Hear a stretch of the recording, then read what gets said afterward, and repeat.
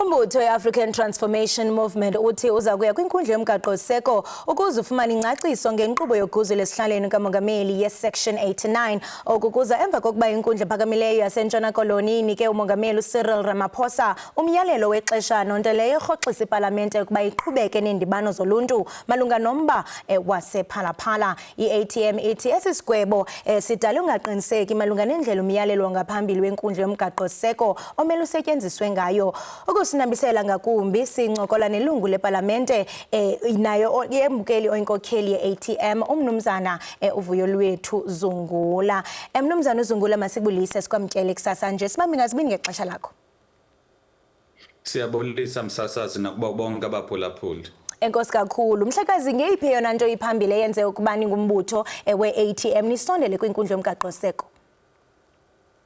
Sasazi into edinga umgaqo-siseko akwazi ukuyicacisa yinto yokuba le court order iphume Friday ithi makumiswe i-public impeachment hearing. Now sithi si-ATM loo nto iyaphikisana no-Section 59 womgaqo-siseko kuba u-Section 59 womgaqo-siseko welizwe uyatsho kuba indlela ipalamente funeka isebenze ngayo kufuneka isebenze ngendlela evulekileyo ebantwini ukuze abantu bazi kwanto eyenzekayo epalamente. Now laa nto ithi into emisiweyo yile i-public, meaning into enzeka esidlangalaleni.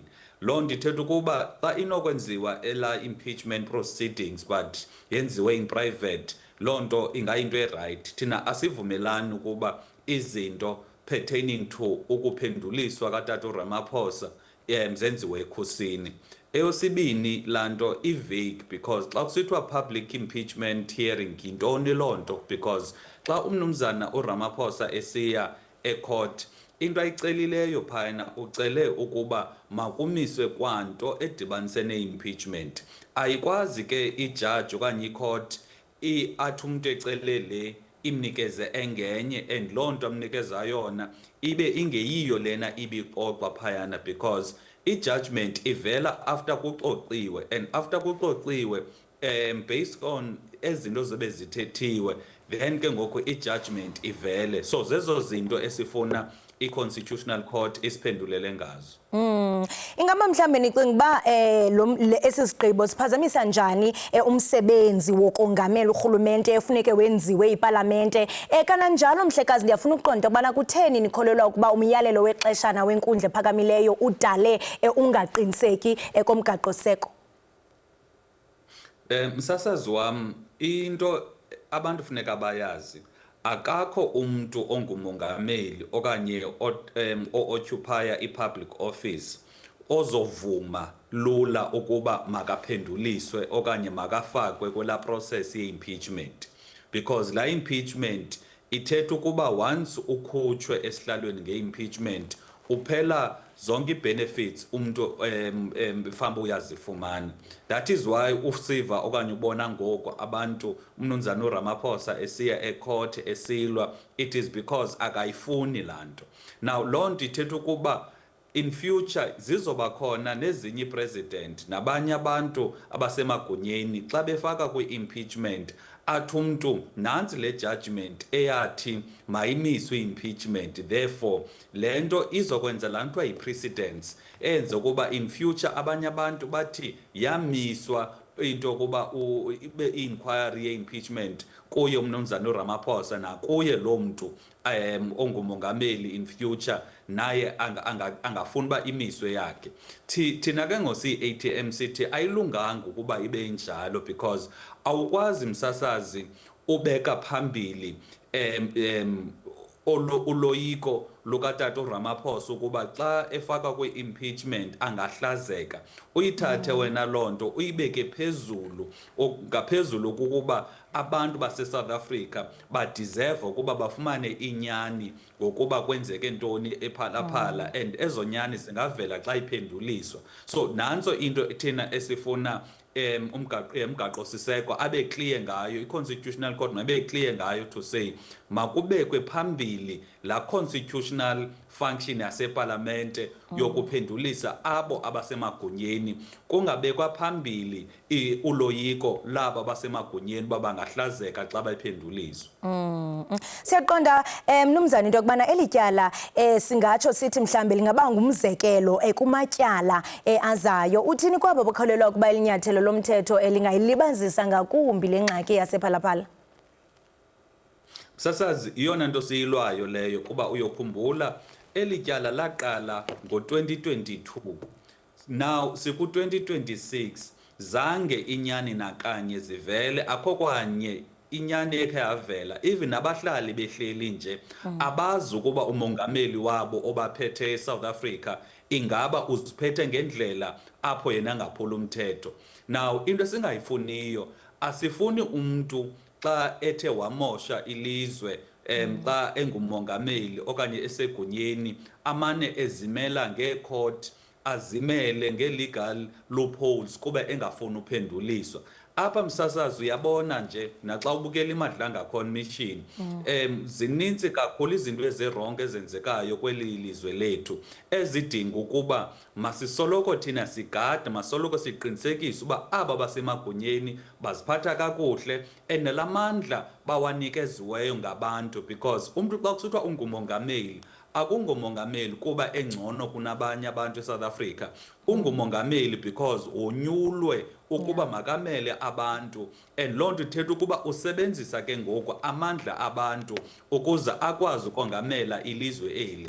Into esiyifunayo thina uba makathi xa isebenzisa amandla awanikezwe ngabantu awasebenzise loo mandla ngendlela esemthethweni and ngendlela ehambisana neemfuno zabantu. Now le inquiry oluphando sifuna lwenziwe ke ngoku phaa eParlamente lulo luzonceda lukhangele ukuba uTata Ramaphosa ingaba bisemthethweni na le nto ayenzileyo yokuba kube khona imali ezingadeklerishwanga kwikhawutshi yakhe, kuba abantu bayazibhenka mos imali. Abantu bangabuza ba ibachaphazela njani into yemali yakhe engazange ibhenkwe. Msasazi, abantu funeka bayazi umongameli unamandla amakhulu.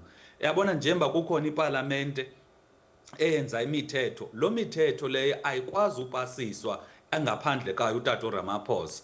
Bonke oominister bonyulwa nguye, oojaji bonke babekwa nguye. Now into esifuna thina ibe khona eSouth Africa, masizonelise ukuba lo mntu unamandla kangaka akasebenzisi lo mandla ngendlela engakho semthethweni. Number 2, akukho mzikila Khuba ezimane zithetha naye ekhusini zimenze ke ukuba athathe izigqibo ezingambiselani nee-interest zethu, because msasazi once yabona xa unothi ufika kwam kube khona imali eninzi engabhenkishwanga, nawe ungazibuza uba ivela phi le mali, kutheni ingekho sebhankini, because into esemthethweni imali iba sebhankini. Once imali ibe khona iyi-cash ihlala endlini ingekho sebhankini, loo nto ithetha uba ikhona into engekho right. That is why ke ngoku kufuneka kuphandiwe. Nantso into esiyilwelayo thina siyi-ATM. Mhlekazi uZungula, ndiyafuna uqonda mhlawumbi into bangaba mhlawumbe ukuba inkundla yomgaqo siseko ithe yabe kanti ayivumelani nesicelo senu kule ngxoba kaxakeka kumkhaka, ingaba mhlawumbe ayakuba ngawapha amanyathelo eniza kuwathabatha uqinisekisa into yokubana kuzawuba khona i-accountability kulo mba wasephalaphala? Msasazi, sizokhe sihlale nabameli bethu sikhangele sifumane ingcebiso kubo kuba ngabo abawaziyo umthetho ukodlula thina. Number 2, la case ye-review izokwenzeka ngoSeptember, because silapha nje because uTata Ramaphosa uye wathi ecourt kukho la review application apho aphikisana nala independent panel report and ufuna ibekwe bucala. So thina into esiyimelayo kuba la report i-right, akho kwanto irongo ngayo, and once la report ipasiswa ukuba i-right, loo nto izothetha ukuthi la impeachment committee izoqhubeleka. Now that is why thina sifuna uqinisekisa abahlali ukuba kula impeachment, kula review application sizoya and sizoyilwela into ukuba abantu aba mabakwazi ufumana inyani, because yonke lento yasephalaphala it is all about ufumana inyani. And siyaziva abantu izinto abazithetha xa besithi wathi utata uRamaphosa angahlazeka xa ifika pha. Msasazi, xa ungumongameli welizwe awukwazi uthi uzohlazeka xa uphendulisa ukuba amandla elizwe wasebenzisa njani na, because and at the same time uyova msasazi, utata yena uRamaphosa kudala wathi zange uphule umthetho, yonke into ebeyenza phayana ibisemthethweni. Yintoni ke umohlulayo kuba ahambe ayozithetha ezonyani azithetha athi wazenza phaa kula inquiry ukuze yonke lento sikwazi udlula kuyo? The reason why singadluli kuyo it is because azikafiki inyani. Zisofika inyani singadlula, zingekafiki msasazi abantu mabaqinisekise ukuba asizuyiyeka tu lento. Kuthi isocial ifele empini. Mhlekazi uZungula, masibambe ngazibini ngexesha lakho nokubusityebisele kulombandela utshisa ibunzi. Mbukeli we-SABC lihaye besidlana indlebe naye kaloku mbukeli olilungu lepalamente nokwayinkokheli yombutho yona i-ATM, umhlekazi uVuyo Zungula.